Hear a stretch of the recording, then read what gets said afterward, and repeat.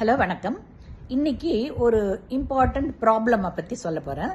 இப்போ நிறைய இடத்துல எல்லா அப்பார்ட்மெண்ட்லையும் கிட்டத்தட்ட வுட் ஒர்க் பண்ணுறாங்க, அது இன்டீரியர் டெக்கரேஷனுக்காக. ஆனால் இந்த கரையான் ப்ராப்ளம், இந்த ஒயிட் ஆண்ட்ஸ் இருக்கு இல்லையா, அந்த கரையான் அரிக்கிற ப்ராப்ளம் எல்லா வீட்லேயும் அது ஒரு பெரிய இஷ்யூவாகவே ஆகிட்டு இருக்குது. ரைட்டா?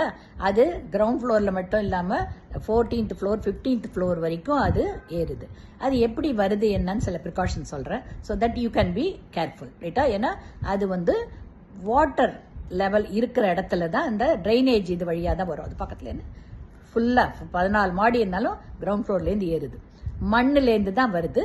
ஆனால் அது நிறைய குட்டி போட்டு அதோட ரீப்ரொடக்ஷன் ரேட் ரொம்ப ஃபாஸ்ட்டு, அதனால் நிறைய ஆகிடும்.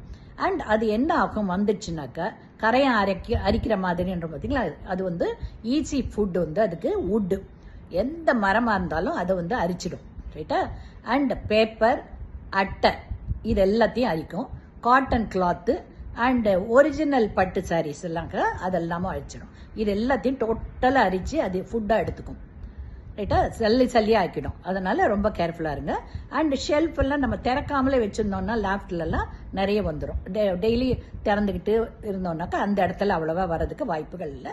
அண்ட் கூடிய வரைக்கும் பெஸ்டிசைட் ட்ரீட்மெண்ட் ருட்டீனாக ஒன்ஸ் இன் 3 இயர்ஸ் பண்ணிக்கோங்க. ரைட்டா? அது அழிக்கலைன்னா உங்களுடைய வேல்யூபிள் இதெல்லாம் அது ஸ்பாயில் பண்ணிடும். ரைட்டா? அதனால பி கேர்ஃபுல்.